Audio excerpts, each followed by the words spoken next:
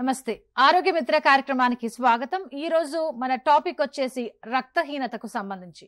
అసలు రక్తహీనత ఎందువల్ల వస్తుంది, ఎవరిలో ఎక్కువగా వచ్చే అవకాశాలు ఉన్నాయి, రక్తహీనత వస్తే దాని ట్రీట్మెంట్ ఏ విధంగా ఉంది, ఎలాంటి చికిత్సలు ఇప్పుడు అందుబాటులో ఉన్నాయో వివరించడానికి నాతో ఉన్నారు doctor Sudheer Reddy Guduru, diabetologist, general physician. Doctor గారితో మాట్లాడి మీకు ఏమైనా డౌట్స్ ఉండి క్లారిఫై చేసుకోవాలి అంటే స్క్రీన్ మీద ఉన్న నంబర్స్ కి కాల్ చేసి మాతో మాట్లాడొచ్చు. హలో అండి, వెల్కమ్ టు టీసాట్. రక్తహీనత అన్న సమస్యని మనం దాన్ని ఒక చిన్న సమస్యగా పరిగణించాలా, లేదు ఇది చాలా అనారోగ్య సమస్యలకు దారితీస్తుంది, దీన్ని పెద్దగానే పరిగణించాలంటారా?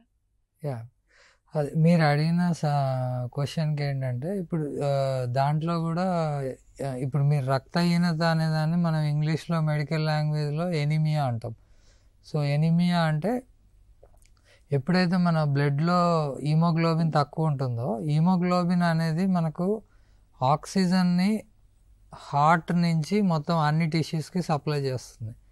సో ఇప్పుడు ఎప్పుడైతే హీమోగ్లోబిన్ తక్కువ ఉంటుందో మనకు అన్ని టిష్యూస్కి, అంటే ఏదైతే మన అవయవాలకు అన్నిటికీ కణాలకు ఆక్సిజన్ సప్లై అనేది తగ్గిపోతుంది. ఆ తగ్గిపోవడం వల్ల ఏంటంటే బాగా అలసిపోయినట్టు ఉండడం, కళ్ళు తిరిగినట్టు ఉండడం, లేకపోతే బ్రెయిన్కి కూడా బ్లడ్ సప్లై కొద్దిగా తగ్గి హెడేక్ లాగా రావడం, ఏ పని చేయాలన్నా అలసట అనిపించడం, ఓపిక ఉండకపోవడం, ఆయాసం రావడం, ఇట్లాంటి సిమ్టమ్స్ అనేవి ఉంటాయి ఎనీమియాలో. సో మీరు అన్నట్టు ఇది పెద్ద ప్రాబ్లంగా పరిగణిస్తాం ఎప్పుడంటే ఇట్ ఈస్ సివియర్ ఎనీమియా. అంటే మామూలుగా లేడీస్లో అయితే 12 నుంచి 15 మధ్యలో నార్మల్ హీమోగ్లోబిన్, జెంట్స్లో అయితే 14 to 18 నార్మల్ హీమోగ్లోబిన్. ఒకవేళ లేడీస్లో 12 కంటే తక్కువ ఉన్నా, లేకపోతే జెంట్స్లో 14 కంటే తక్కువ ఉన్నా కానీ లో బ్లడ్ లెవెల్స్ ఉన్నట్టు చెప్తాం, హీమోగ్లోబిన్ లెవెల్స్ ఉన్నట్టు. సో సివియారిటీని బట్టి ఒకవేళ 10 పైన ఉన్నంత వరకు అంత మేజర్ సిమ్టమ్స్ ఏమి రావు. 10 కంటే తగ్గి ఇంకా 9, 8, 7 ఆ లెవెల్కి వెళ్ళిపోయిన తర్వాత ఇంకా సిమ్టమ్స్ అనేవి ఎక్కువ బయటపడతాయి, ఇప్పుడు నేను చెప్పినవన్నీ. సో అది ఫస్ట్ ఆఫ్ ఆల్ ఎందుకు వచ్చింది ఏంటి అనేది కారణం కనుక్కొని ట్రీట్ చేయాల్సి ఉంటుంది. ప్రతి ఒక్క ఎనీమియా ఐరన్ డెఫిషియన్సీ ఎనీమియా కాదు. అది తక్కువ ఉండగానే మనం ఐరన్ ట్యాబ్లెట్లు వాడడము, ఐరన్ ఇంజెక్షన్స్ వాడడము సరికాదు. అది ఎందువల్ల వచ్చింది అనేది చూసుకోవాలి. అంటే ముఖ్యంగా స్త్రీలలో మనం చూసుకున్నట్టయితే ఆడవాళ్లలో వచ్చేది ఈ అనీమియా మౌనంగా వచ్చే ఒక ముప్పని, సైలెంట్ కిల్లర్ అని చెప్పి ఎందుకంటారు? సో సైలెంట్ కిల్లర్ అనేది ఎందుకు వస్తుందనంటే ఫస్ట్ ఆఫ్ ఆల్ ఎప్పుడైతే హీమోగ్లోబిన్ 10 కంటే ఎక్కువ ఉన్నప్పుడు అన్ని సిమ్టమ్స్ ఉండకుండా ఏ సిమ్టమ్స్ ఉండవు, ఓన్లీ కొద్దిగా పేల్గా కనిపిస్తారు. అంటే పాలిపోయినట్టు ఉండడము, లేకపోతే చేతులు కాళ్ళు నెయిల్స్ ఉంటాయి కదా, ఇవన్నీ ఏంటంటే బాగా పేల్ కలర్లోకి వెళ్ళిపోతాయి, పాలిపోయిన కలర్లోకి వెళ్ళిపోతాయి. సో అలాంటి టైం రావాలి అని అంటే 10 కంటే లోపలికి వెళ్ళిపోయినప్పుడు అవన్నీ కనిపిస్తాయి. 10 కంటే ఎక్కువ ఉన్నప్పుడు ఇవన్నీ మనకు కనిపించవు, సిమ్టమ్స్ కానీ సైన్స్ కానీ ఏవి కనిపించవు. దానివల్ల ఏంటంటే మీరు అన్నట్టు అది అంటిల్ అన్లెస్ 10 లోపలికి వెళ్ళిన తర్వాత అది సైలెంట్ కిల్లరే అవుతుంది. ఎందుకంటే ఇప్పుడు 10 పైన ఉండి వేరే ప్రాబ్లమ్స్ ఏమీ లేవు. ఫర్ ఎగ్జాంపుల్ లేడీస్లో ప్రెగ్నెన్సీ అంటాం. సో ప్రెగ్నెన్సీలో ఎనీమియా అనే ప్రాబ్లం ఎక్కువ వింటూ ఉంటాం. ఎందుకంటే ఫస్ట్ ఆఫ్ ఆల్ వాళ్ళు నార్మల్ డెలివరీ కావాలన్నా, సిజేరియన్ కావాలన్నా మనకి హీమోగ్లోబిన్ అంటే 10 కంటే ఎక్కువ ఉండాలి, 11, 12 అట్లా ఉంటే మనకు ఒకవేళ బ్లడ్ లాస్, నార్మల్ డెలివరీలో బ్లడ్ లాస్ అయినా, సిజేరియన్ సెక్షన్లో బ్లడ్ లాస్ అయినా కానీ మనకు కాంపెన్సేట్ అవుతుందని మనం అవన్నీ చెక్ చేస్తాం. సో అందుకని మనకు ఇది ఎప్పుడు రిస్కీ అవుతుంది అంటే ఎడిషనల్ స్ట్రెస్ ఫ్యాక్టర్ ఏంటంటే లైక్ ప్రెగ్నెన్సీ. సో ఇలాంటి టైంలో ఇవన్నీ బయటపడుతుంటాయి. అదర్వైజ్ నార్మల్గా సైలెంట్గా లో హీమోగ్లోబిన్ ఉన్నా కానీ అంత ఎవిడెంట్గా తెలవకపోవచ్చు. ఇంకొకటి దాని సిమ్టమ్స్ కూడా నాన్ స్పెసిఫిక్ ఉంటాయి. నాన్ స్పెసిఫిక్ అంటే ఇప్పుడు కొంతమంది కళ్ళు తిరుగుతున్నాయి అంటారు. కళ్ళు తిరుగుతుడు అనేదానికి 100 కారణాలు ఉంటాయి. దానికి ఓన్లీ లో బ్లడ్డే ఉండడం వల్ల అవుతుంది అనేది లేదు. ఇంకొకటి మెన్సెస్. ఇప్పుడు లేడీస్లో మెయిన్ నెలసరి వస్తుంటుంది కదా, మెన్స్ట్రల్ బ్లీడింగ్ అవుతుంటుంది కదా. So normal 3 to 5 days of bleeding ఉంటే పర్వాలేదు. ఒకవేళ 5 డేస్ కంటే ఎక్కువ బ్లీడ్ అవుతుంది, నెంబర్ ఆఫ్ ప్యాడ్స్ ఎక్కువ చేంజ్ చేసుకోవాల్సి వస్తుంది, అంటే వితిన్ ఏ డే, అలాంటప్పుడు ఎక్కువ బ్లీడింగ్ ఉందని అర్థం. ఒకవేళ ఇలాంటి సిమ్టమ్స్ ఏమైనా ఉంటే కనుక మనకు గైనకాలజిస్ట్ని కన్సల్ట్ అయ్యి ఎందుకు నాకు ఇలా అవుతుంది, ఎక్కువ బ్లీడింగ్ ఎందుకు అవుతుంది అనేది కనుక్కుంటాము. నెక్స్ట్ థైరాయిడ్ ప్రాబ్లమ్స్ ఉన్న వాళ్ళకు కొద్దిగా మెన్స్ట్రువల్ ఇర్రెగ్యులారిటీస్ రావడం, నెలసరి ఇర్రెగ్యులర్ రావడం, ఎక్కువ లేకపోతే బ్లీడింగ్ అవ్వడము, కొంతమందికి ఇర్రెగ్యులర్గా రావడం అనేది జరుగుతుంది. సో అది మనం గైనకాలజిస్ట్ని కన్సల్ట్ చేస్తే దానికి తగ్గట్టు స్కాన్లు కానీ, అల్ట్రాసౌండ్ స్కాన్, మనది గర్భసంచి ఎలా ఉందనేది, లేకపోతే ఓవరీస్ ఎలా ఉన్నాయి, ఇవన్నీ కనుక్కొని మనకు బ్లీడింగ్ ఎందుకు వస్తుంది అనేది మనం ఎవాల్యుయేట్ చేసుకోవచ్చు. అంటే ఆడవాళ్ళలో అయితే ఇలాంటి కారణాలు మనం చూస్తాం, కానీ పిల్లల్లో ఒకవేళ మనం ఎనీమియా వచ్చినట్టయితే ఏంటి రీజన్స్ అంటారు?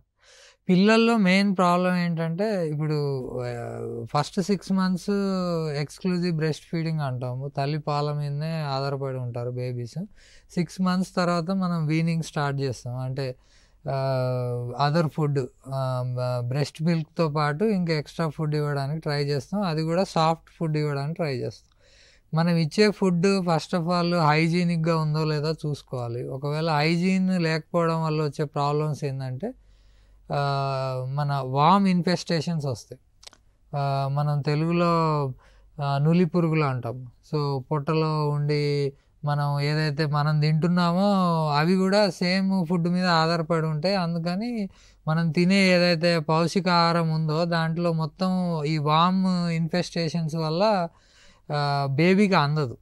అందువల్ల ఇంకొకటి కొంతమందికి పైకా అంటాం. పైకా అంటే ఏంటంటే మట్టి తినడం అలవాటు ఉంటుంది చిన్నపిల్లలకు. సో ఎప్పుడైతే మట్టి ఇలాంటివి అవుట్ సైడ్ హైజీన్ లేని పదార్థాలు ఎప్పుడైతే మింగుతారో అక్కడ కూడా వామ్ ఇన్ఫెస్టేషన్స్ వచ్చే ఛాన్స్ ఉంటుంది. సో ఎప్పుడైతే మనం తినే తిండి సగం ఈ వామ్స్కే పోతుంది అని అంటే అట్లా ఎనీమియా వచ్చే ఛాన్స్ ఉంటుంది. ఇంకొకటి ఈ వామ్స్ ఏవైతే నులి పురుగులు బేబీ యొక్క ఆహార నాళంకు అటాచ్ అయి ఉంటాయి, దానికి హుక్స్ ఉంటాయి. హుక్స్ ఉండి అటాచ్ అయినప్పుడు ఏంటంటే కంటిన్యూస్గా ఎప్పుడైతే హుక్ అటాచ్ అయినప్పుడు కొద్దిగా బ్లీడింగ్ వస్తుంటుంది మోషన్లోకి. కానీ అది తక్కువ బ్లీడింగ్ కాబట్టి మనం మోషన్లో డిటెక్ట్ చేయలేము అంత.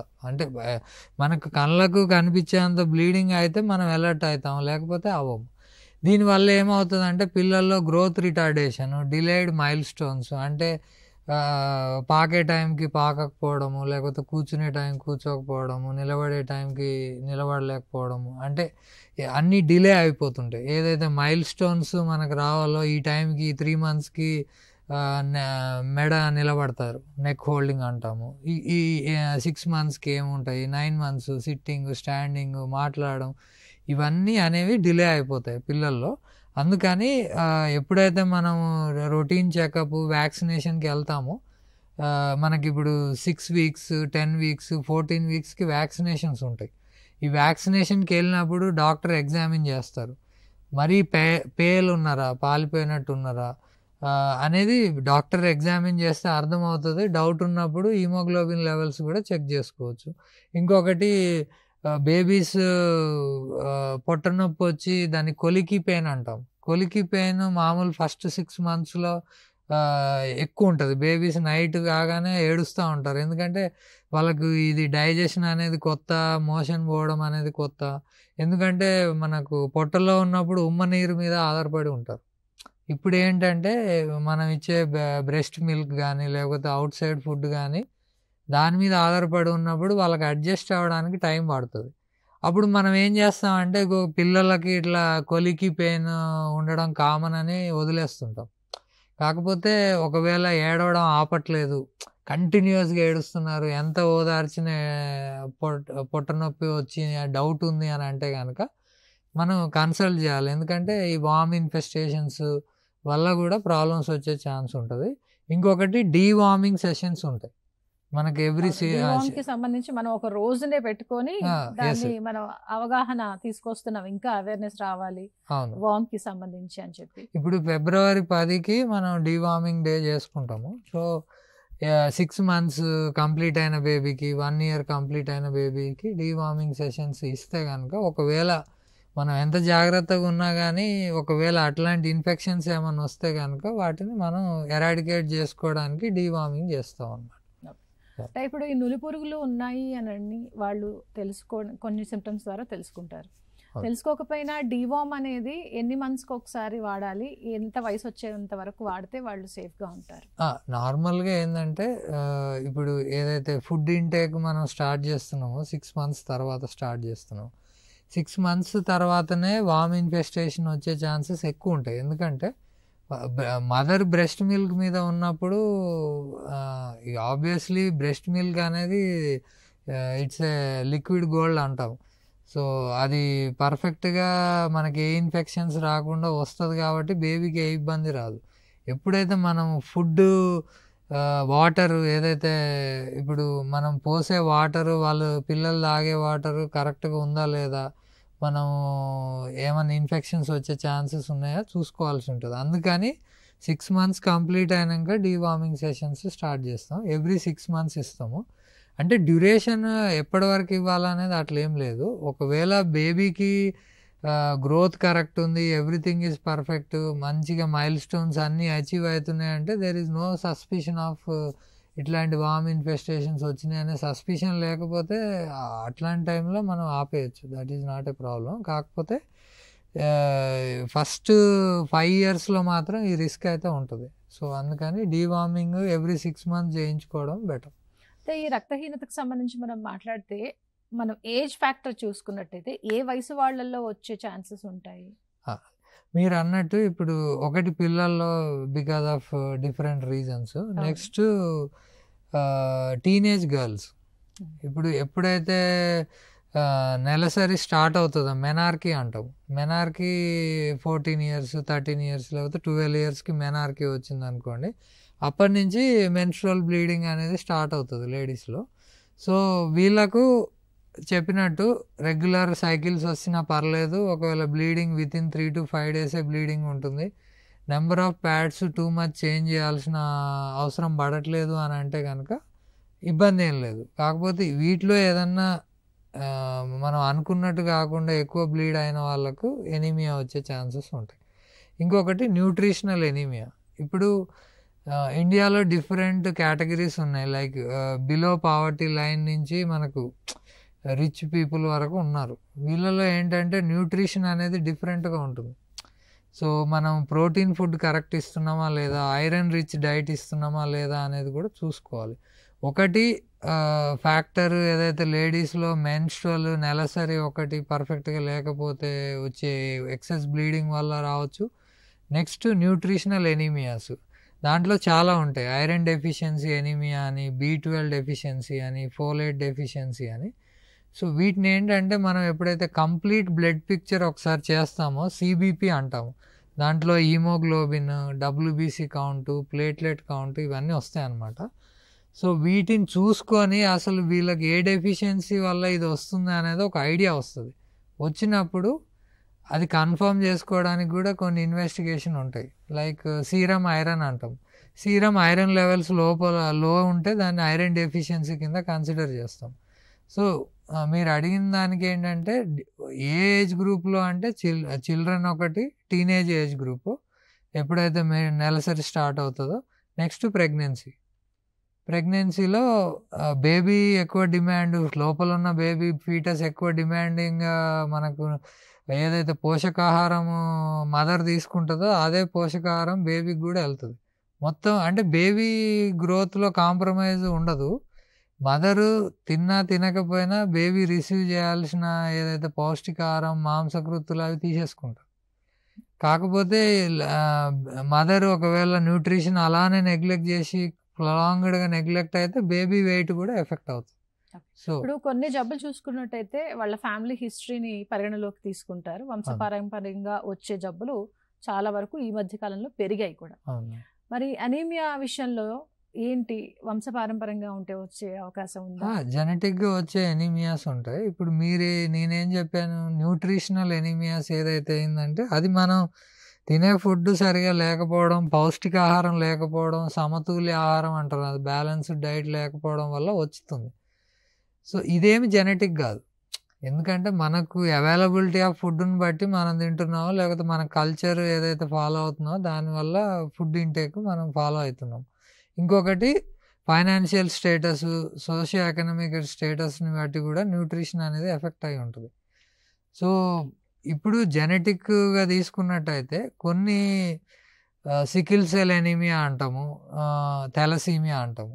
ఇవి ఏంటంటే మనకి ఇప్పుడు హీమోగ్లోబిన్ అంటే 2 పార్ట్స్ ఉంటుంది. దాంట్లో హీమ్ అండ్ గ్లోబిన్. హీమ్ అనేది ఏంటంటే ఐరన్ కంటెంట్ ఉంటుంది అందులో, గ్లోబిన్ అంటేనేమో ప్రోటీన్. సో మనం ఇప్పుడు ప్రోటీన్ మనం ఐరన్ ట్యాబ్లెట్లు వేసుకోవడమో లేకపోతే ఐరన్ రిచ్ డైట్ అంటే నార్మల్గా గ్రీన్ లీఫీ వెజిటబుల్స్ ఏవైతే ఉంటాయో దాంట్లో ఐరన్ ఉంటుంది. ఇంకొకటి విత్ ఇన్ వెజిటబుల్ కూడా గ్రీన్ కలర్లో ఏవైతే ఉంటాయో దాంట్లో ఐరన్ అవైలబిలిటీ ఉంటుంది. లైక్ ఇప్పుడు మనం ఆకుకూరలు తీసుకున్నట్టయితే లేకపోతే గోంగూర, చాలామంది గోంగూర తినండి ఐరన్ పెరుగుతుంది అండి, అది గ్రీన్ లీఫీ వెజిటబుల్ కిందికి వస్తుంది. బ్రింజాల్, వంకాయ ఇట్లాంటి దాంట్లో ఐరన్ కంటెంట్ ఎక్కువ ఉంటుంది.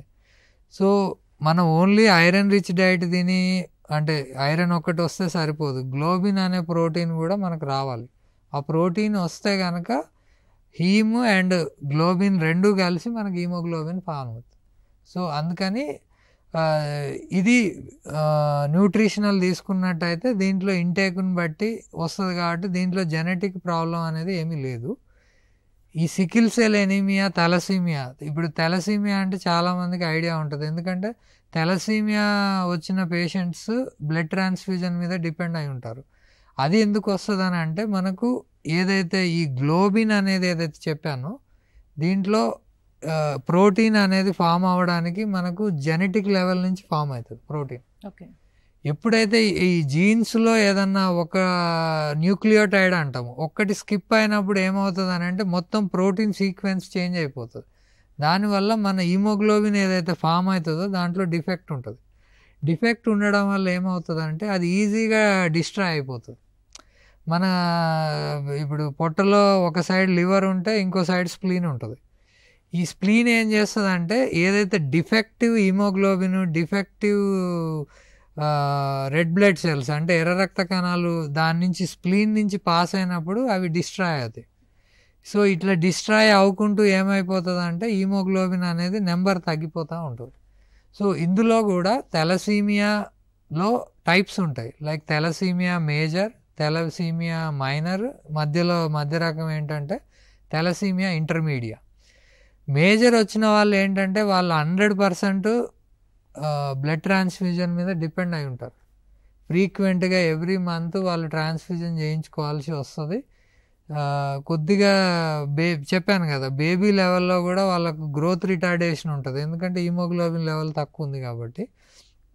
ఇంకా ఇంటర్మీడియా మైనర్ వాళ్ళు ఏంటంటే వాళ్ళకేమి ఐరన్ సప్లిమెంట్స్ అట్లా ఏమి ఇవ్వము, ఎందుకంటే డిఫెక్ట్ అనేది హీమోగ్లోబిన్ ఫామ్ అవ్వడంలోనే ఉంది కాబట్టి మనం ఏమి చేయలేము. కాబట్టి అరౌండ్ 10 మెయింటైన్ అయినంత వరకు మనం ఏమి ఇంటర్ఫియర్ అవ్వం. ఒకవేళ మరీ 7, 8 లోపలికి అంటే తగ్గిపోతుంది అని అంటే కనుక బ్లడ్ ట్రాన్స్ఫ్యూజన్ అనేది ఇవ్వాల్సి వస్తుంది. ఈ బ్లడ్ ట్రాన్స్ఫ్యూజన్స్లో కూడా రిస్క్ అనేది ఇన్వాల్వ్ ఉంటుంది. ఏంటంటే ఈ మనం వేరే వాళ్ళ బ్లడ్ మనకు బేబీ ఎక్కిస్తున్నాం కాబట్టి వాళ్ళలో ఏదైనా ఇన్ఫెక్షన్స్ ఉన్నా కానీ అవన్నీ స్క్రీన్ చేసుకొని మనం ఈ బ్లడ్ ట్రాన్స్ఫ్యూజన్ చేస్తాం. అంటే థాలసీమియాతో బాధపడుతున్న వాళ్ళలో ఎప్పుడు బయటపడుతుంది అంటారు? చిన్న పిల్లల్లోనే బయటపడుతుందా, లేదు ఒక వయసు వచ్చిన తర్వాత వాళ్ళు అనమిక్ అయిపోయిన తర్వాత తెలుస్తుందా? అంటే ఇప్పుడు థాలసీమియా మేజర్ అనే డిజార్డర్ ఎర్లీగానే డిటెక్ట్ అయిపోతుంది, యాజ్ సూన్ యాజ్ పాసిబుల్. ఎందుకంటే చెప్పాను కదా, ఎప్పుడైతే బ్లడ్ పర్సంటేజ్ మన బాడీలో తక్కువ ఉంటుందో హీమోగ్లోబిన్ అనేది ఆక్సిజన్ని అన్ని బాడీ అవయవాలకు మొత్తం సప్లై చేస్తుంది. సో ఎప్పుడైతే ఫర్ ఎగ్జాంపుల్ బ్రెయిన్కి సప్లై చేస్తుంది అనుకోండి, సో బ్రెయిన్ డెవలప్మెంట్ కూడా డిలే అవుతుంది. అంటే ఇప్పుడు టైంకి ఫర్ ఎగ్జాంపుల్ 2 monthsకి బేబీస్లో సోషల్ స్మైల్ రావాలి, అంటే మదర్ని ఫాదర్ని చూసి నవ్వడం, లేకపోతే అట్లీస్ట్ 3 months చేసిన తర్వాత. ఒకవేళ ఇలాంటివి ఏమైనా డిలే అవుతుంటే మనం ఎందుకు డిలే అవుతున్నాయని అలర్ట్ అవ్వచ్చు. అంత ఎర్లీగా డిటెక్ట్ అవ్వలేదు అనుకోండి, later on for example height పెరగకపోవడము, వెయిట్ పెరగకపోవడము, ఇట్లాంటి సిమ్టమ్స్ ఏవైతే కనిపిస్తున్నాయో అప్పుడు మనం ఆబ్వియస్లీ ఎప్పుడైతే రొటీన్ చెకప్స్కి వెళ్తామో లేకపోతే వ్యాక్సినేషన్స్కి వెళ్ళినప్పుడు ఇట్లాంటివి బయటపడుతుంటాయి అన్నమాట. ఎందుకు హీమోగ్లోబిన్ తక్కువ ఉంది అనేది ఫస్ట్ ఎవాల్యుయేట్ చేస్తాం. కామన్ కాజెస్ ఏంటి, ఇప్పుడు ఫస్టే తెలసీమియా అనేది మనకు తెలియదు. For example iron deficiency anaemia ఉందా, లేకపోతే న్యూట్రిషనల్ ఉందా, సరిగ్గా తింటలేడా, ఇలాంటివన్నీ మనం క్వశ్చన్స్ అడుగుతాం. లేకపోతే డీవార్మింగ్ జరపట్లేదా, మనం ఎవ్రీ 6 months డీవార్మింగ్ సెషన్స్ ఇవ్వట్లేదా, ఏమన్నా నులి పురుగులు మోషన్లో కొన్నిసార్లు మనకు బేబీ మోషన్ పాస్ అయినప్పుడు కూడా వామ్స్ కనిపిస్తాయి, అట్లా కూడా తెలుసుకోవచ్చు. సో ఇలాంటి కారణాలు ఏవీ లేవు, కాకపోతే ఫ్యామిలీ హిస్టరీలో మీరు అన్నట్టు జెనెటిక్గా ఎవరికన్నా ఆల్రెడీ ఇట్లాంటి ఫేస్ అయిన వాళ్ళు హిస్టరీ కూడా ఉంటుంది కాబట్టి అట్లాంటప్పుడు మనం ఏం చేస్తామంటే హీమోగ్లోబిన్ ఎలక్ట్రోఫోరసిస్ అనే ఒక టెస్ట్ ఉంటుంది. దాంట్లో ఏంటంటే ఫస్ట్ ఆఫ్ ఆల్ మన haemoglobin A type of haemoglobin అనేది అందులో తెలుస్తుంది. సో టైప్స్ ఉంటాయి, హీమోగ్లోబిన్ A2 ఇవన్నీ different types. Sickle cell anaemia ఉన్న వాళ్ళకి హీమోగ్లోబిన్ S అంటాం, దానికి పేర్లు ఉంటాయి. ఎప్పుడైతే మనకు టోటల్ హీమోగ్లోబిన్ మనది ఒక 10 grams ఉందనుకోండి ఫర్ 100 ml, దాంట్లో ఎంత కంటెంట్ A, ఎంత కంటెంట్ A2, ఎంత కంటెంట్ S, ఇట్లాంటివన్నీ వచ్చేస్తుంది రిపోర్ట్. ఆ రిపోర్ట్ని బట్టి మనం తెలుసుకోవచ్చు అనమాట. అసలు ఫస్ట్ ఆఫ్ ఆల్ వీళ్ళు హీమోగ్లోబిన్ ఉన్నది నార్మల్ హీమోగ్లోబినా అబ్నార్మల్ హీమోగ్లోబినా అనేది తెలుస్తుంది. అట్లా మనకు తొందరగా బయటపడే ఛాన్స్ ఉంటుంది. కాకపోతే మీరు అన్నట్టు బయటపడడం ఎందుకు డిలే అవుతుంది అని అంటే, చాలామంది ఇప్పుడు ఒక కంప్లైంట్ ఉన్నా లేకపోయినా మనం పిల్లోన్ని లేకపోతే ఒక అడాలసెంట్ ఏజ్ వచ్చినంత వరకు మనం డాక్టర్ దగ్గరికి తీసుకెళ్తాం. ఇప్పుడు సిమ్టమ్స్ చెప్పిన తర్వాత డాక్టర్ ఏమంటారు, బాబు ఇది నాకెందుకో న్యూట్రిషనల్ ఎనీమియా అనిపించడం లేదు, మనము we will test for other things అనేది తను సజెషన్ ఇస్తారు. కాబట్టి ఇందులో ప్రాబ్లం ఏమవుతుందనంటే కొన్నిసార్లు ఈ టెస్టులు చేయించుకోవడానికి కూడా ఫైనాన్షియల్ స్టేటస్ లేని వాళ్ళు, బిలో పావర్టీ లైన్, ఒకవేళ మోస్ట్లీ ఇది ఐరన్ డెఫిషియన్సీ అయి ఉండొచ్చు అని మనం కంటిన్యూస్గా మందులు వాడడం కానీ హీమోగ్లోబిన్ పెరగకపోవడం, ఇట్లా డిలే అవుతుంటుంది అనమాట. ఇప్పుడు క్వశ్చన్ ఎప్పుడు వస్తుంది అంటే, మనం ఎప్పుడైతే మెడికేషన్స్ వాడినా హీమోగ్లోబిన్ పెరగట్లేదు అనే డౌట్ ఉన్నప్పుడు ఇలాంటివి మళ్ళీ ఇక తప్పదు అని టెస్టింగ్ చేసుకోవడం వల్ల ఇవి బయటపడుతుంది. ఇంకా ఈ అనీమియా అనేది క్యాన్సర్ లాంటి పేషెంట్స్తో లేదంటే మూత్రపిండాలకు సంబంధించి ఇబ్బంది పడుతున్న వాళ్ళు, దీర్ఘకాలికంగా ఇబ్బంది పడుతున్న పేషెంట్స్ ఎవరైతే ఉంటారో వాళ్ళల్లో కూడా వచ్చే అవకాశం ఉందా? డెఫినెట్గా ఎందుకు వచ్చే అవకాశం ఉంది అని అంటే కనుక, ఇప్పుడు మరి ఫస్ట్ క్యాన్సర్ పేషెంట్ గురించి మాట్లాడితే మాకు సబ్జెక్ట్లో టైప్స్ ఆఫ్ ఎనీమియాస్ ఉంటాయి. ఫస్ట్ నేను ఏదైతే చెప్పానో న్యూట్రిషనల్ ఎనీమియా అని, అది క్లియర్ కట్గా న్యూట్రిషన్ డెఫిషియన్సీ వల్ల వస్తుంది అనేది మనకు హిస్టరీ తీసుకున్నప్పుడు అర్థమైపోతుంది, పేషెంట్తో మాట్లాడినప్పుడు అర్థమవుతుంది. ఇప్పుడు క్యాన్సర్లో ఎందుకు తగ్గుతుంది అని అంటే దాన్ని ఎనీమియా ఆఫ్ క్రానిక్ డిసీజ్ అంటాం.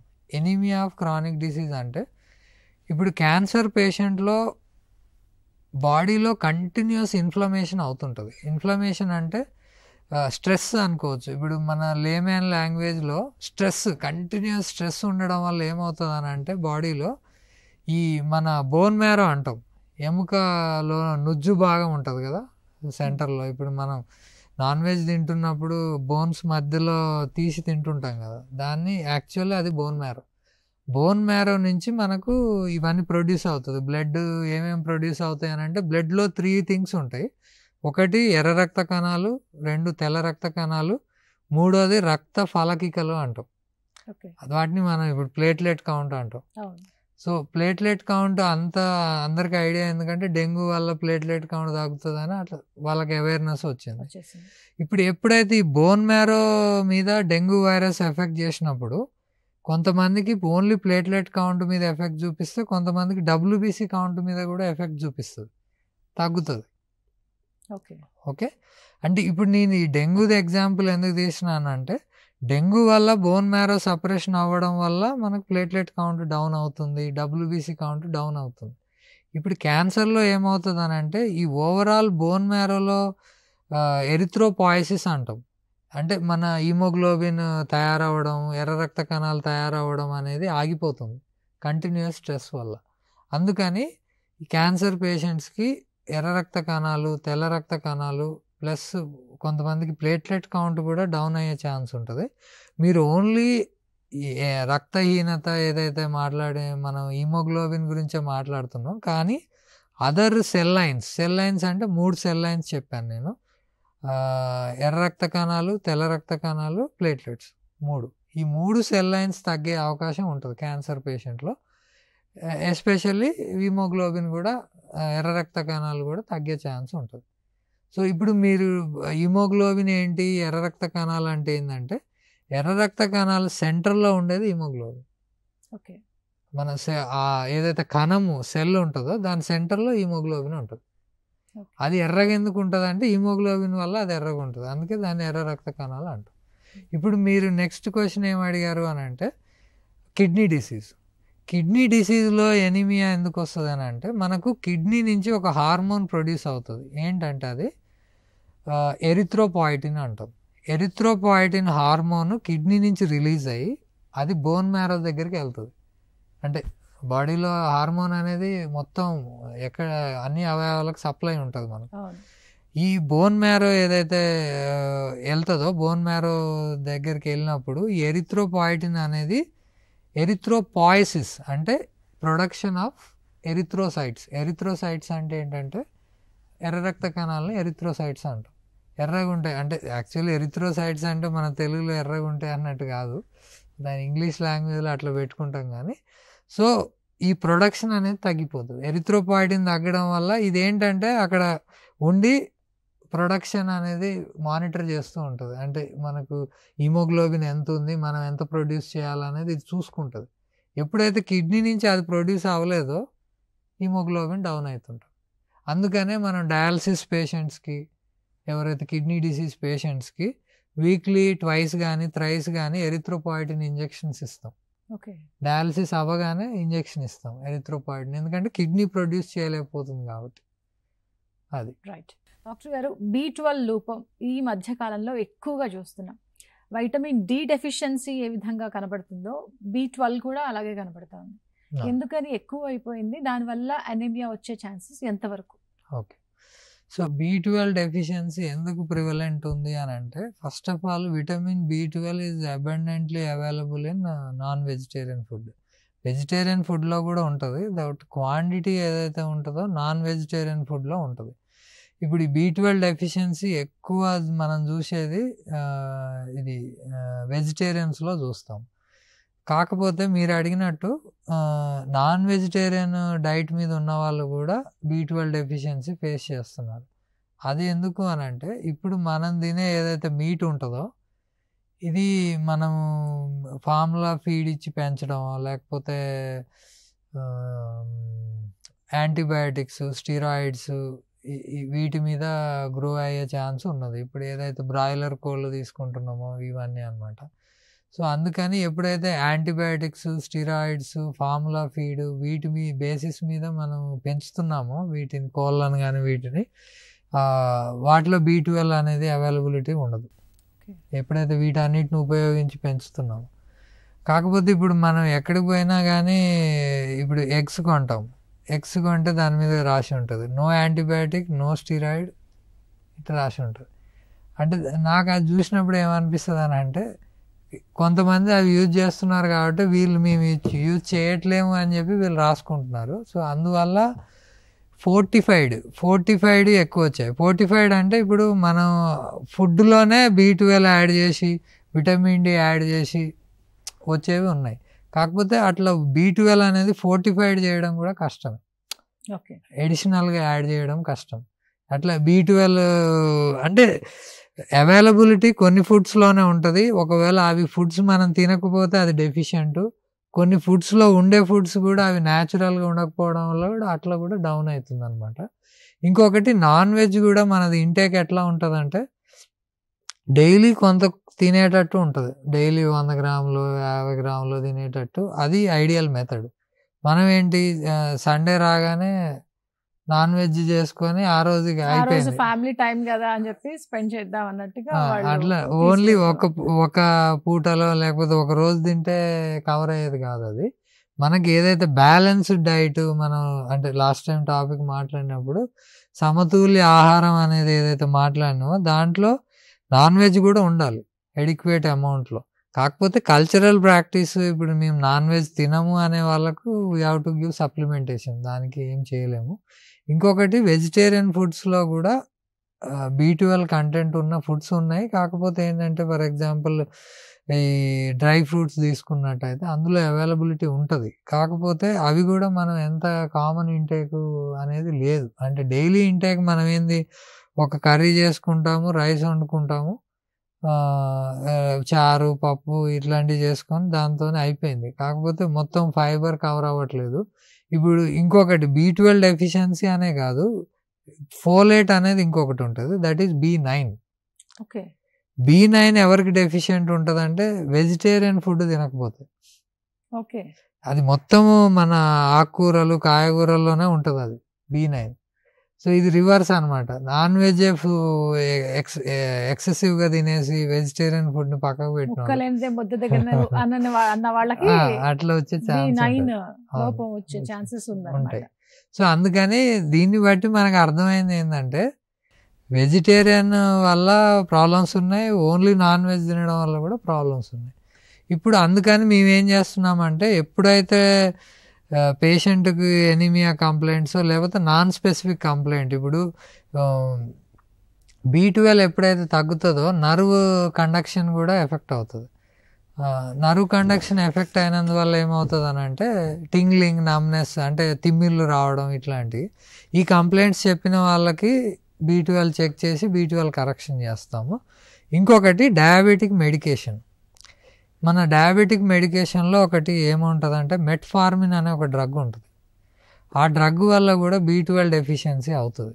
అందుకని మనం ప్రతి డయాబెటిక్ పేషెంట్కి మనం ఇప్పుడు పొద్దున సాయంత్రం ట్యాబ్లెట్లు వేసుకోమని చెప్తే మధ్యాహ్నం B12 సప్లిమెంట్స్ ఇస్తాం to correct that B12. So అందుకని B12 డెఫిషియన్సీకి చాలా కారణాలు ఉన్నాయి. నేను అన్నట్టు డైట్ పరంగా డ్రగ్ ఇండ్యూస్డ్ కొన్ని మందుల వల్ల కూడా B12 తగ్గే ఛాన్స్ ఉంటుంది.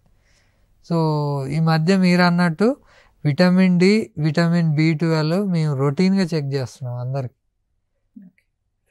ఐరన్ లోపం వల్ల రక్తహీనత వచ్చే ఛాన్సెస్ ఎంత వరకు ఉన్నాయంటారు? అంటే ఇప్పుడు ఆడవాళ్ళలో మనం చూసాం మెన్స్ట్రల్ పీరియడ్స్లో వాళ్ళకి వచ్చే ఇబ్బంది వల్ల వాళ్ళలో ఈ అనేమియా రావచ్చు అని చెప్పేసి అనుకున్నాం. సో అందులో వాళ్ళకి ఎక్కువగా స్త్రీలలో ఐరన్ లోపం కూడా ఉంటుంది. మరి దానివల్ల కూడా ఛాన్సెస్ ఉన్నాయి? డెఫినెట్లీ. ఇప్పుడు actually the most common anaemia మీరు ఏదైతే మాట్లాడారో రక్తహీనత అనేది మోస్ట్ కామన్ ఇది iron deficiency anaemia. Iron deficiency anaemia అనేది మీ 2 కాంపనెంట్స్ చెప్పా. ఒకటి ఐరన్ రిచ్ డైట్, ఇంకొకటి ఏంటంటే ప్రోటీన్ ఇంటేక్. ప్రోటీన్ ఇంటేక్ సరిగా లేకపోయినా కానీ మనకి హీమోగ్లోబిన్ డౌన్ అయిపోతుంది. ఎందుకంటే హీమోగ్లోబిన్లో protein is globin, iron is heme. So మీరు అన్నట్టు ఐరన్ ఇంటేక్ తక్కువ. ఇప్పుడు నేను ఇందాక చెప్పినాను గ్రీన్ లేఫీ వెజిటబుల్స్, గ్రీన్గా ఉండే వెజిటబుల్స్లో మనకు ఐరన్ ఉంటుంది అని. కాకపోతే నాన్ వెజ్లో ఉండే ఐరన్ కంటెంట్ చాలా ఎక్కువ. ఓకే. ఇప్పుడు ఐరన్లో కూడా టైప్స్ ఉంటాయి. మనం కెమిస్ట్రీ చదువుకున్నట్టయితే Fe2+ అంటాము, Fe3+ అంటాం. మనకి ఏదైతే 2+ అయితే ఈజీగా అబ్జర్వ్ అవుతుంది, అంటే మన స్టమక్లోంచి బ్లడ్లోకి ఈజీగా వెళ్ళిపోద్ది. 3+ అంత ఈజీగా వెళ్ళదు. అందుకని మన ఏదైతే వెజిటేరియన్ ఫుడ్లో Fe3+ ఉంటుంది. 3+ ఉండడం వల్ల ఏంటంటే అబ్జార్ప్షన్ సరిగా ఉండదు. అంటే నేను బాగానే తింటున్నాను, నాకు సరిగా ఎందుకు రావట్లేదు అని అంటే మీరు ఎంత తింటే ఎంత అబ్జర్వ్ అవుతుంది అనేది వెజిటేరియన్ ఫుడ్లో తక్కువ. అంటే మీరు బాగా తిన్న వెజిటేరియన్ కవర్ చేసినా కానీ హీమోగ్లోబిన్ పెరిగేది ఐరన్ కంటెంట్ అందులో తక్కువ compare to non veg. Non వెజ్లో అడ్వాంటేజ్ ఏంటంటే ఐరన్ కంటెంట్ ఎక్కువ ఉంటుంది. నెక్స్ట్ ద కాంపోనెంట్ ఏంటంటే Fe2+ ఉంటుంది దాంట్లో. అందుకని ఈజీగా మీరు తిన్న వెంటనే బ్లడ్లోకి వెళ్ళిపోయి మనకు ఐరన్ అనేది ప్రొడక్షన్, హీమోగ్లోబిన్ ప్రొడక్షన్ అయిపోతుంది. సో ఈ రక్తహీనత అనేది తల తిరగటం, అలాగే అలసట, ఇవి ఎక్కువగా ఉంటాయని ఇందాక మీరు అన్నారు.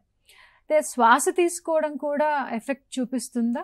డెఫినెట్లీ మీరు అన్నట్టు ఇప్పుడు శ్వాస తీసుకోవడం ఎప్పుడు ఎఫెక్ట్ చూపిస్తుంది అని అంటే, ఇప్పుడు 10 అబోవ్ ఉన్నంత వరకు ఏ ఇష్యూ, మ్యాక్సిమమ్ మనం ఇప్పుడు సెడెంటరీ లైఫ్ స్టైల్ అంటే ఎక్కువ వర్క్ చేయని క్యాండిడేట్లు ఉంటారు. ఫర్ ఎగ్జాంపుల్ డెస్క్ జాబ్ ఉంటుంది, సాఫ్ట్వేర్ జాబ్. వీళ్ళు ఏంటంటే వీళ్ళది సెడెంటరీ లైఫ్ స్టైల్, ఎక్కువ ఎనర్జీ అనేది, క్యాలరీస్ అనేవి బర్న్ అవ్వవు. మెయిన్గా ఎవరిలో బయటపడుతుంది అంటే ఎక్కువ లేబరర్స్. వీళ్ళు ఏంటంటే ఊరికేనే అలసిపోయినట్టు అనిపించడం. ఒకవేళ వాళ్ళకి బ్లడ్ పర్సంటేజ్ తక్కువ ఉంటే కనుక వాళ్ళు ఎక్కువసేపు పని చేయలేరు, చేస్తున్న పని వల్ల అలసిపోతున్నామేమో అని వాళ్ళు అనుకుంటారు, వస్తారు. అట్లా లేడీస్ ఎస్పెషల్లీ పని చేసుకొని, లేడీస్, పిల్లలు ఉన్న వాళ్ళు, 2-3 ప్రెగ్నెన్సీస్ అయిన వాళ్ళు, వీళ్ళు ఉంటారు కదా, వాళ్ళు కామన్గా మా దగ్గరికి వస్తారు. సార్ చేత కావట్లేదు మాకు, నా ఇంట్లో పనులు నాకు చేయడానికి అలసిపోతున్నాను అంటే దానికి మనం ఎవాల్యుయేట్ చేస్తాము. ఓన్లీ బ్లడ్ తక్కువ ఉందనే కాదు, థైరాయిడ్ ఉందా, విటమిన్ డి డెఫిషియన్సీ ఉందా, B12 డెఫిషియన్సీ ఉందా, వీటన్నిటిని కూడా ఓవరాల్గా కాల్షియం ఇట్లాంటివి కూడా చెక్ చేస్తాం అనమాట. సో అందుకని ఈ కంప్లైంట్స్, బ్రీతింగ్ డిఫికల్టీ ఎందుకు వస్తుంది అని అంటే, ఇప్పుడు మన హార్ట్ 5 లీటర్ బ్లడ్ 1 మినిట్లో పంప్ చేస్తుంది. 5 లీటర్ బ్లడ్. మనకు బ్లడ్ 5 లీటర్లే ఉంది కానీ అందులో హీమోగ్లోబిన్ తక్కువ ఉంది, అంటే రక్తం పల్చగా ఉంది. అందుకని ఆక్సిజన్ అన్ని అవయవాలకు రీచ్ అవ్వదు. సో ఎప్పుడైతే ఊపిరితిత్తులకు కూడా ఆక్సిజన్ అందట్లేదు కాబట్టి దాంట్లో ఆయాసం వచ్చే ఛాన్స్ ఉంటుంది అనమాట. ఇంకా వేరే అవయవాలు కూడా ఇప్పుడు కాన్సన్ట్రేషన్ ఉండదు. ఇప్పుడు కొంతమందికి హీమోగ్లోబిన్ తక్కువ ఉన్న వాళ్ళకు చదివేది ఎక్కదు, లేకపోతే మనం క్లాస్ రూమ్లలో కూర్చున్నా కానీ చెప్పింది అర్థం కాదు, కాన్సన్ట్రేషన్, ఫోకస్ కూడా తగ్గిపోతుంది అట్లా. అంటే ఇప్పుడు ఈ ఏదైతే రక్తహీనతతో బాధపడుతున్న వాళ్ళు ఉంటారో, ఈ స్కిన్ అనేది స్మూత్గా లేకపోవడం, బ్రిటిల్ నెయిల్స్ ఉండటం, ఇవన్నీ కూడా అందులోనే రీజన్స్ అంటారా? అవును, సిమ్టమ్స్. ఎస్. ఇప్పుడు మీరే ఇప్పుడు అడిగిన దానికి, ఇప్పుడు స్కిన్ కూడా రిక్వైర్స్ బ్లడ్ సప్లై. అవును. ఇప్పుడు మనది ఫేస్ ఏమో గ్లోగా ఉంటుంది, స్కిన్ ఏమో నార్మల్ ఉంటుంది అని అనుకున్నాం. ఎగ్జాంపుల్ ఎందుకు ఉంటుంది ఫేస్ ఎక్కువ గ్లో ఎందుకు ఉంటుంది అని అంటే, ద హైయెస్ట్ బ్లడ్ సప్లై ఉండేది ఫేస్కి. మనం ఇప్పుడు చిన్నగా తగిలి చెంపదెబ్బ కొట్టారనుకోండి, ఎర్రగా అయిపోతుంది ముఖం. ఎందుకు అని అంటే ఫేస్ ఈజ్ హైలీ వాస్కులర్, అంటే ఎక్కువ బ్లడ్ సప్లై ఉంటుంది. సో అందుకని బ్లడ్ సప్లై ఎప్పుడైతే తగ్గిపోతుందో మన స్కిన్ టోన్ కానీ మొత్తం డ్రైగా అయిపోవడము, కొంతమందికి చలికాలంలో మొత్తం అది స్కేలింగ్ అంటాం, పెచ్చుల్లాగా వచ్చేయడం అట్లా జరుగుతుంది. ఇంకొకటి నెయిల్స్ కూడా. ఇప్పుడు మనకు నెయిల్ కింద బెడ్ ఉంటుంది కదా, నెయిల్ బెడ్ అంటాం. ఎప్పుడైతే నెయిల్ కట్ చేస్తుంటే అప్పుడప్పుడు ఓవర్గా కట్ అయితే బ్లీడింగ్ కూడా అవుతుంది కదా, ఇది కూడా బ్లడ్ సప్లై బాగుంటుంది ఇక్కడ ఫింగర్ టిప్స్కి కూడా. సో అందుకని ఈ ఏవైతే ఎక్కువ బ్లడ్ సప్లై ఉన్న ఏరియాస్ తొందరగా బయటపడతాయి. ఇప్పుడు ఫేస్ ఏంద్రా పాలిపోయినట్టు ఉన్నావా అని అంటారు, అంటే హీమోగ్లోబిన్ తక్కువ. వెంటనే ఫస్ట్ టిప్ చూస్తారు ఈ మొత్తం. ఇంకోటి స్పూన్ షేప్ నెయిల్స్ అంటాం. ఈ మన చెంచాలు ఉంటాయి కదా, స్పూన్స్, దాంట్లో ఎట్లా డిప్రెషన్ వస్తుందో ఈ నెయిల్స్లో కూడా డిప్రెషన్ వస్తుంది. మేము చదువుకున్నప్పుడు అయితే స్పూన్ షేప్ నెయిల్స్ ఎందులో ఉంటాయి, ఇట్లా ఐరన్ డెఫిషియన్సీ, ఎనీమియా, ఇట్లా చదువుకునే వాళ్ళు. కాకపోతే ఇప్పుడు ఏంటంటే ఒకప్పుడు ఉన్నంత ప్రివలెన్స్ లేదు. మరి నేనైతే ఇప్పుడు స్పూన్ షేప్ నెయిల్స్ అయితే నేను చూడలేదు ఇప్పటి వరకు, చదువుకునే రోజుల్లో చూసినాము. సో ఇప్పుడు కొద్దిగా అవేర్నెస్ వచ్చి కూడా పెరిగింది, కానీ ఇంకా అవేర్నెస్ రావాల్సిన అవసరం అయితే ఉంది. డెఫినెట్. అయితే ఈ రక్తహీనత అనేది గుండె సమస్యలకు ఎంతవరకు దారి తీస్తుంది అంటారు? ఇప్పుడు నేను ఇందాక చెప్పినట్టు 1 మినిట్లో మనకు 5 లీటర్ బ్లడ్ అనేది పంప్ అవ్వాలి. అయినప్పుడు ఏమవుతుంది అంటే, రక్తం పల్చగా ఉన్నప్పుడు మీరు 5 లీటర్ సప్లై చేసినా కానీ హీమోగ్లోబిన్ తక్కువ ఉండడం వల్ల అన్ని అవయవాలకు కరెక్ట్గా ఆక్సిజన్ అందదు. దాన్ని కవర్ చేయడానికి హార్ట్ అనేది ఇంకెక్కువ పని చేయాల్సి ఉంటుంది. దానివల్ల కార్డియాక్ అవుట్పుట్ని పెంచుకుంటుంది. హైపర్ డైనమిక్ సర్క్యులేషన్ అంటాం. అంటే 1 minute పంప్ చేసేదానికంటే ఇంకా ఎక్కువ పంప్ చేయడానికి ట్రై చేస్తుంది టు కాంపెన్సేట్ దట్. ఆక్సిజన్ ఏదైతే మనకు అన్ని అవయవాలకు చేరలేదు కాబట్టి 5 లీటర్ కాకపోతే ఇంకా కొద్దిగా ఎక్కువ, అంటే ఎక్కువ వర్కౌట్ అవ్వడం వల్ల హార్ట్ వీక్ అయ్యే ఛాన్స్ ఉంటుంది, ఫెటీక్లోకి వెళ్ళిపోతుంది, అది కూడా అలసిపోతుంది కదా అట్లా. ఓకే, ఇప్పుడు రక్తహీనత అనేది చిన్న సమస్య కాదు, అది మొదలైనప్పుడు దాని సిమ్టమ్స్ ద్వారా తెలుసుకుంటే దాన్ని క్యూర్ చేసుకోవాలి అంటారు, లేదంటే దాని కాంప్లికేషన్స్ కూడా చాలానే డెఫినెట్లీ ఉంటాయి. కాంప్లికేషన్స్ మీరు అన్నట్టు గోటితో పోయేదాన్ని గొడ్డల దాకా తెచ్చుకోవడం అంటారు. గోటితో పోయేదంటే ఇప్పుడు మనకు ఎర్లీగా బ్లడ్ తక్కువ ఉందని తెలిస్తే కనుక తొందరగా డిటెక్ట్ చేసుకొని అసలు ఎందుకు తగ్గిందో కనుక్కొని రీజన్ కనుక్కొని మనం ట్రీట్ చేసుకోవచ్చు. కాకపోతే ఇప్పుడు సింపుల్ ఎగ్జాంపుల్ చెప్తాను. ప్రెగ్నెన్సీ ఉంది, ఇప్పుడు మనకు ఊర్లలో మినిమం యాంటీనేటల్ చెకప్స్ ఉంటాయి. అంటే ఫస్ట్ 3 monthsలో ఒకసారి వచ్చి చూపించుకోవాలి, 6 monthsకి ఒకసారి, 9 monthsకి ఒకసారి. దీంట్లోనే మనకు బ్లడ్ తక్కువ ఉన్నది అనేది డిటెక్ట్ అయింది అనుకోండి, ఇమ్మీడియట్గా ట్రీట్ చేస్తాం. కొంతమంది అలా కాదు, ప్రెగ్నెన్సీ పాజిటివ్ వచ్చినాక ఎప్పుడో ప్రాబ్లం వచ్చినప్పుడు డాక్టర్ దగ్గరికి వెళ్తారు. అది ఫర్ ఎగ్జాంపుల్ లాస్ట్ 3 monthsలో వెళ్ళారనుకోండి, వెళ్ళినప్పుడు హిమోగ్లోబిన్ చాలా తక్కువ ఉంది, 5 ఉందో 4 ఉందో 6 ఉందో ఇట్లా ఉన్నప్పుడు కరెక్షన్ చేయడానికి టైం ఉండదు. అప్పుడు ఏమవుతుంది, ఇప్పుడు సిజేరియనో లేకపోతే నార్మల్ డెలివరీ అయినప్పుడు బ్లీడ్ ఎక్కువ అయింది అనుకోండి, మదర్ కాంప్లికేషన్స్లోకి వెళ్ళిపోతుంది, బేబీకి కూడా కాంప్లికేషన్స్కి వచ్చే ఛాన్స్ ఉంటుంది. అందుకని అప్పుడు ఎమర్జెన్సీ బ్లడ్ ఎక్కించడం ఇవన్నీ మనం చూస్తూ ఉంటాం, బ్లడ్ ట్రాన్స్ఫ్యూజన్ చేసుకొని మనం పెంచుకుంటాం. అంటే ఎర్లీగా ఒకవేళ ప్రెగ్నెన్సీ ఉన్న ఫస్ట్ 3 monthsలోనే డిటెక్ట్ చేసుకొని, లేకపోతే స్కాన్స్ చేస్తాం కదా, ఇప్పుడు బేబీ గ్రోత్ ఎట్లా ఉందో స్కాన్ చేస్తాము, బేబీ గ్రోత్ సరిగా లేదన్నప్పుడు ఎందుకు లేదు అనే దానికి మదర్ని కూడా ఇన్వెస్టిగేట్ చేస్తారు కదా, అప్పుడైనా తెలుస్తుంది. సో ఎర్లీగా కనుక్కొని ట్రీట్ చేసుకుంటే కనుక కాంప్లికేషన్స్ని ప్రివెంట్ చేయొచ్చు. ఐరన్ లోపం వల్ల వచ్చే ఈ రక్తహీనత సమస్య ఏదైతే ఉందో వాళ్ళలో ఉన్న ఐరన్ లోపాన్ని గుర్తించి డాక్టర్ గారు ముందే మాత్రలు ఇస్తారు, మెడిసిన్ వల్ల క్యూర్ అయ్యే కేసెస్ కొన్ని అయితే, ఇంజెక్షన్ వరకు వెళ్ళి ఇంజెక్షన్స్ పెట్టే కేసెస్ కొన్ని ఉంటాయి. మరి ఐరన్ ఇంజెక్షన్స్ ఎంతవరకు సేఫ్, ఎవరికి సజెస్ట్ చేస్తారు ఆ ఇంజెక్షన్స్? ఇప్పుడు ఐరన్ ఇంజెక్షన్స్ ఎవరికి ఇస్తామంటే, ఇప్పుడు మనం ఏదైతే టాబ్లెట్స్ క్యాప్సూల్స్ రాస్తున్నామో ఐరన్ క్యాప్సూల్స్, కొంతమంది టాలరేట్ చేయరు. టాలరేట్ అంటే ఇప్పుడు స్టార్ట్ చేయగానే వాళ్ళకు వామిటింగ్ సెన్సేషన్ రావడం, గ్యాస్ ఎసిడిటీ రావడం, లేకపోతే మలబద్ధకం కాన్స్టిపేషన్ రావడం, ఇలాంటి వాళ్ళు ఉంటారు. సో ఒక రేంజ్ వరకు టాలరేట్ చేసేంత వరకు ట్యాబ్లెట్లతోనే మేనేజ్ చేస్తాం. కానీ వీళ్ళు వాళ్ళకు మరీ ఇక ఓపిక లేక మన దగ్గరికి వచ్చి, సార్ మీరు ట్యాబ్లెట్ రాయకండి, నా వల్ల కావట్లేదు, వేసుకోలేకపోతున్నాను నేను అని అంటే కనుక we will shift to injections.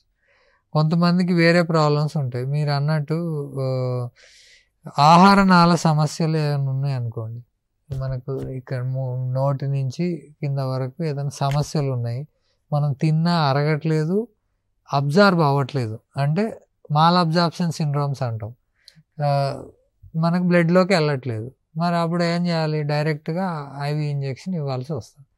So iron ఇంజెక్షన్స్లో కూడా ఇంప్రూవైజేషన్ వచ్చింది. ఇప్పుడు ఫెర్రస్ కార్బాక్సీ మాల్టేజ్ అంటాము, దాన్ని ఏంటంటే FCM దాని షార్ట్ ఫామ్. దీంట్లో వితిన్ 1 hour ఎక్కించవచ్చు, 500 mg ఎక్కించవచ్చు. రియాక్షన్స్ కూడా చాలా తక్కువ, జస్ట్ ఒక 100 ml నార్మల్ సెలైన్లో పెట్టేసి ఓవర్ 1 hour ఇచ్చేయచ్చు.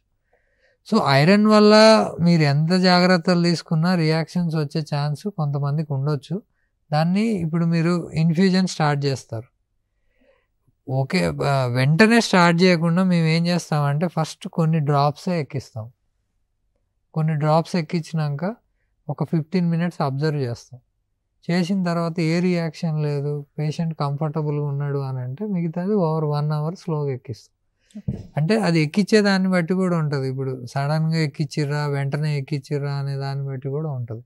సో స్లోగా ఓవర్ 1 hour మనం కంఫర్టబుల్గా పేషెంట్ని ఎగ్జామిన్ చేసుకుంటూ మానిటర్ చేసుకుంటూ చేసుకోవచ్చు. ఈ అప్లాస్టిక్ రక్తహీనత అంటే అసలు ఏంటి, ఎవరిలో వస్తుంది, ఎంత వరకు అది ప్రమాదం అంటారు? ఎప్లాస్టిక్ ఎనీమియా అంటే ఏంటంటే, డైరెక్ట్ బోన్ మ్యారో హిట్ అవుతుంది. ఇవన్నీ కాదు, ఇక మనకి ఎక్కడైతే రక్తం అనేది ప్రొడ్యూస్ అవుతుందో, తయారవుతుందో, బోన్ మ్యారో దగ్గర ఎఫెక్ట్ అవుతుంది. ఫర్ ఎగ్జాంపుల్ నేను ఇందాక చెప్పాను డెంగ్యూ వైరస్ ఏం చేస్తుంది, బోన్ మ్యారోని ఎఫెక్ట్ చేస్తుంది. బోన్ మ్యారో ఎఫెక్ట్ అయినందువల్ల మనకు ప్రొడక్షన్ తగ్గిపోయి, కాకపోతే ప్లేట్లెట్ ప్రొడక్షన్, WBC ప్రొడక్షన్ తగ్గుతుంది, కానీ హీమోగ్లోబిన్ ప్రొడక్షన్ అంత తగ్గకపోవచ్చు. ఓకే, అంటే నేను జస్ట్ బోన్ మ్యారో ఎఫెక్ట్ అయ్యే రీజన్ చెప్తున్నాను. కొన్ని అదర్ వైరసెస్ ఉన్నాయి ఎప్లాస్టిక్ ఎనీమియా కాజ్ చేసే వైరస్. ఓకే, సో మనం పార్వో వైరస్ అంటాం. పార్వో వైరస్ ఇది ఏంటంటే, ఇది ఇన్ఫెక్ట్ అయినప్పుడు డైరెక్ట్ బోన్ మ్యారో ఎఫెక్ట్ అవుతుంది.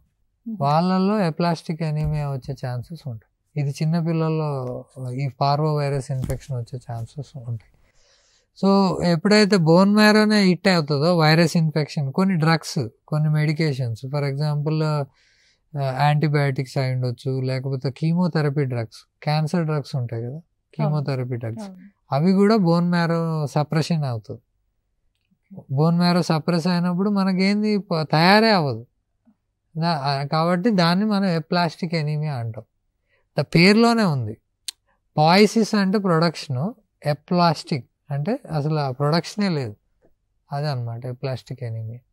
ఎప్లాస్టిక్ ఎనీమియా వల్ల ఏదైతే మనం ఇప్పుడు డ్రగ్ వల్ల వచ్చింది అనుకోండి, డ్రగ్ విత్డ్రా చేసి చూస్తాం, అంటే ఆ డ్రగ్ స్టాప్ చేసి చూస్తాం, మళ్ళీ బోన్ మ్యారో తనంతట తాను రికవర్ అయ్యే ఛాన్సెస్ ఉండొచ్చు, ఉండకపోవచ్చు. ఇలాంటి కేసెస్లో మళ్ళీ అది అంటే అవ్వచ్చు, అంటే ఓన్లీ అది డ్రగ్ వల్లనే వచ్చింది అని అంటే కనుక రివర్స్ అయ్యే ఛాన్స్ ఉంటుంది. ఇప్పుడు వైరల్ ఇన్ఫెక్షన్స్ ఉన్నాయి. వైరల్ ఇన్ఫెక్షన్స్ ఫస్ట్ అది ఇన్ఫెక్షన్ పీక్లో ఉన్నప్పుడు వచ్చేది, తర్వాత ఇన్ఫెక్షన్ తగ్గినాక మెల్లగా బోన్ మ్యారో రికవర్ అయ్యే ఛాన్స్ ఉంటుంది. అది హిమోలైటిక్ ఎనీమియా అంటే ఏంటంటే, ఎర్ర రక్త కణాలు ఉన్నాయో, ఎర్ర రక్త కణాలకు ఎగెనెస్ట్గా యాంటీబాడీస్ ప్రొడ్యూస్ అవుతాయి. అంటే మన బాడీకి ఎగెనెస్ట్గా మనమే యాంటీబాడీస్ ప్రొడ్యూస్ చేస్తాం, సెల్ఫ్ కిల్లింగ్ అనమాట. అది ఆటో ఇమ్యూనిటీ అంటాము. అంటే దాన్ని మన మెడికల్ లాంగ్వేజ్లో ఆటో ఇమ్యూనిటీ అంటే మనకి ఎగెనెస్ట్గా మనమే ఇమ్యూనిటీ డెవలప్ అయింది అనుకోండి. ఈ ఎప్పుడైతే ఎర్ర రక్త కణాలకు ఎగెనెస్ట్గా యాంటీబాడీస్ వచ్చినాయో డిస్ట్రాయ్ అయిపోతుంది. సో ఆ యాంటీబాడీస్ ఉన్నంతకాలం మనం అక్కడ ఒక సైడ్ నుంచి ప్రొడక్షన్ జరుగుతూనే ఉంటుంది, ఇంకో సైడ్ అంటే ఇప్పుడు ఒక సైడ్ ట్యాప్ ఆన్ చేసి ఇంకో సైడ్ మోటార్ ఆన్ చేసుకున్నట్టు, అట్లా డిస్ట్రాయ్ అయిపోతుంది. యుద్ధం రెండు జరిగిపోతుంది. ప్రొడక్షన్ బాగానే ఉంది, మరి ఎందుకు తగ్గుతుంది అని అంటే ఇంకో సైడ్ డిస్ట్రాయ్ అవుతుంది. అది ఎలాగ అనుకుంటామంటే సేమ్ ఇన్వెస్టిగేషన్స్ ఉంటాయి. బోన్ మ్యారో బాగుంది అంటే ప్రొడక్షన్ బాగుంది, అయినా కానీ ఎందుకు తగ్గుతున్నాయి, తినడం కూడా బాగానే ఉంది, న్యూట్రిషనల్ ఏమీ లేదు, అయినా ఎందుకు తగ్గుతుంది అనే దానికి వాటికి కూడా ఇన్వెస్టిగేషన్స్ ఉంటాయి. కాలర్ ఉన్నారండి, సింధు గారు. హలో హలో చెప్పండి డాక్టర్ గారు ఉన్నారండి. హలో మేడం చెప్పండి మేడం. హలో వినిపిస్తుంది మేడం, చెప్పండి. హలో సింధు గారు, మీ కాల్ కనెక్ట్ అయిందండి. అయితే నాకు బ్లడ్ ఎప్పుడు సరిగా ఉండట్లేదండి. బియ్యం ఎక్కువగా తింటున్నా, అది మానలేకపోతున్నా. బియ్యం ఓకే, బియ్యం ఎంత కంట్రోల్ చేసుకోవాలన్నా కంట్రోల్ చేసుకోలేకపోతున్నా బియ్యం తినడం. ఓకే అర్థమైందమ్మా. ఇప్పుడు బియ్యం మీరు కంట్రోల్ చేయలేకపోతారు, ఓకే అది అర్థమైంది నాకు. కాకపోతే ఇప్పుడు మనం ఎనర్జీ, ఇన్స్టెంట్ ఎనర్జీ కోసం రైస్ తింటాం, అది కార్బోహైడ్రేట్ కిందకి వస్తుంది. కానీ మీకు హిమోగ్లోబిన్ పెరగాలంటే తినాల్సింది ప్రోటీన్ అంటే మనం తెలుగులో మాంసకృతులు అంటాం. అంటే పప్పులలో ప్రోటీన్స్ ఉంటాయి, నాన్ వెజ్లో ఉంటుంది. ఆ డైట్ తింటున్నారా, తినట్లేదా? డైలీ పోతుందండి, తింటున్నా కానీ ప్రోటీన్ ఫుడ్ తింటున్నా కానీ బియ్యం మర్చిపోలేకపోతుంది, బియ్యం మీదకే వస్తుంది. దానివల్ల నాకు స్ట్రెస్ ఎక్కువైతుంది, కంటి చూపు తగ్గిపోతుంది, పళ్ళ మీద ఎఫెక్ట్ వస్తుంది, అన్ని అనారోగ్య సమస్యలు ఎక్కువ వస్తున్నాయి. కాదు, మీరు అన్ని బియ్యంకి ఎందుకు లింక్ పెడుతున్నారు? హలో, రైస్ మీరు వండుకొనే తింటున్నారా సింధు గారు? నాకు ఒక డౌట్. రైస్ వండిన రైసే తింటున్నారా, లేదంటే మామూలుగానే బియ్యం తినే అలవాటు ఉందా? మామూలుగానే రైస్ ఇది రా రైస్. రా రైస్ తింటున్నారు అనమాట. ఫైన్. ఓకే. కొంతమందిలో మట్టి తినే అలవాటు ఎలాగైతే ఉందని మీరు ఇందాక ప్రస్తావించారో అలాగే కొంతమంది బలపాలు తినే అలవాటు ఉంటుంది, కొంతమందికి రైస్ తినే అలవాటు ఉంటుంది. అలా తన కేసులో తను రైస్ తింటున్నారు అనమాట, రా రైస్ తింటున్నారు. Okay okay. కానీ రా రైస్ తిన్నంత మాత్రాన మీ బ్లడ్ తగ్గుతుందని ఏం లేదమ్మా. కాకపోతే మీరు అది తగ్గించుకోండి. ఎందుకంటే అది తిన్న తర్వాత మీరు యాక్చువల్ ఫుడ్ తినడానికి మీకు సపోజ్ గ్యాస్, ఎసిడిటీ కూడా వస్తుంది. ఎందుకంటే రా ఫుడ్ తిన్నప్పుడు ఉడకబెట్టుకొని తినాలి. ఇప్పుడు ప్రోటీన్ అంటే తీసుకుంటున్నారు, ఓకే. ఇవి ఐరన్ ఫుడ్స్ తీసుకుంటున్నారా? లైక్ చెప్పాను కదా, గ్రీన్ లీఫీ వెజిటబుల్స్, కాయగూరలు, ఆకుకూరలు తింటున్నారా? అయితే మీకు తిన్నా కానీ కవర్ అవ్వట్లేదు అని అంటే కనుక మనకి వేరే రీజన్స్ ఏమైనా ఉన్నాయా అనేది చెక్ చేయాలి.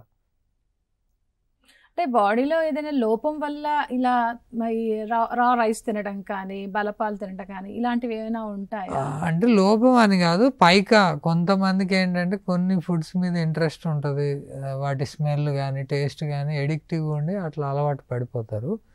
సో తను తినేది ఓన్లీ బియ్యం కాబట్టి ప్రాబ్లం లేదు. మీరు అన్నట్టు బలపాలు, ఈ మట్టి తింటే ప్రాబ్లం అనమాట.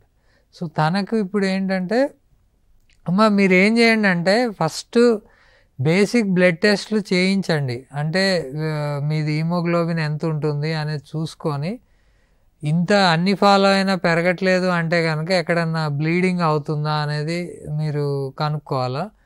నెక్స్ట్ వేరే బ్లడ్ టెస్ట్లు అవసరం అయితే స్టెప్ బై స్టెప్ చేస్తాం అనమాట. మీరు ఒక ఫిజిషియన్ని కన్సల్ట్ చేసి ఫర్దర్గా మనం ట్రీట్మెంట్ ప్లాన్ చేయొచ్చు అనమాట. ఫైనల్గా ఈ రక్తహీనతకు ట్రీట్మెంట్ అంటే ఏం చెప్తారు? ట్రీట్మెంట్ అంటే చెప్పాను కదా రీజన్స్. ఇప్పుడు ఫస్ట్ న్యూట్రిషనల్ ఎనీమియా అయితే కనుక న్యూట్రిషన్ ఇంప్రూవ్ చేస్తాము.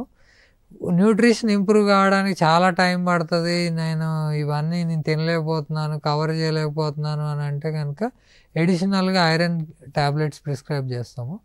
నెక్స్ట్ ప్రోటీన్ ఫుడ్లో ఒకవేళ వాళ్ళు ప్రోటీన్ ఎడిక్వేట్గా కవర్ అవ్వట్లేదు అని అంటే కొన్నిసార్లు ప్రోటీన్ పౌడర్ కూడా ఎడిషనల్గా ఇస్తాము. లేకపోతే ఫుడ్, ప్రోటీన్ కంటైనింగ్ ఫుడ్ అన్నీ ఒక లిస్ట్ అవుట్ చేసేసి వాళ్ళకి చెప్తాము. ఒకవేళ ఇది న్యూట్రిషనల్ కాదు, వేరే రీజన్స్ ఉన్నాయని అంటే బ్లడ్ లాస్ అవుతుంది. ఫర్ ఎగ్జాంపుల్ కొంతమందికి పైల్స్, ఎమరాయిడ్స్, అర్షమొలలు అంటారు కదా, వాటి వల్ల కూడా ఎక్కువ బ్లీడింగ్ అయ్యే ఛాన్స్ ఉంటుంది. ఓన్లీ మెన్స్ట్రల్ బ్లీడింగ్ అనే కాదు. అలాంటప్పుడు మనం వాటిని ట్రీట్ చేయాలి ఫస్ట్. ఇప్పుడు హార్డ్ మోషన్ వచ్చినప్పుడు ఎక్కువ బ్లీడ్ అవుతారు వాళ్ళు. అలాంటప్పుడు వాళ్ళ మోషన్ హార్డ్ రాకుండా ట్రీట్ చేసుకొని బ్లీడింగ్ కంట్రోల్ చేసుకొని అట్లా చేయాలి. ఫర్దర్ ట్రీట్మెంట్ ఒకవేళ ఆపరేషన్ రిక్వైర్మెంట్ ఉంటే కనుక ఆపరేషన్ కూడా చేసుకోవాల్సి వస్తుంది. కాజ్ ఎగ్జాక్ట్ కాదు మనం కనుక్కోవాలి. ఇప్పుడు కాలర్ ఎవరైతే ఫోన్ చేశారో తను అన్ని తింటుంది అయినా కానీ బ్లడ్ తక్కువ ఉంటుంది అనేది కంప్లైంట్ చేస్తుంది. కాబట్టి వేరే రీజన్స్ మీరు అన్నట్టు చాలా రీజన్ చెప్పారు. ఫర్ ఎగ్జాంపుల్ హీమోలైటిక్ ఎనీమియా అని ఒకటి, ఎక్కడైనా బ్లడ్ లాస్ అవుతుందా అనేది ఇంకొకటి. ఇవన్నీ కారణాలు ఎవాల్యుయేట్ చేసుకొని ట్రీట్ చేసుకుంటే అప్పుడు ట్రీట్మెంట్ పర్ఫెక్ట్గా ఉంటుంది. రైట్ అండి, థ్యాంక్స్ ఫర్ జాయినింగ్. ఇది వాళ్ళ ఆరోగ్య మిత్ర కార్యక్రమం. చూస్తూనే ఉండండి టీసాట్.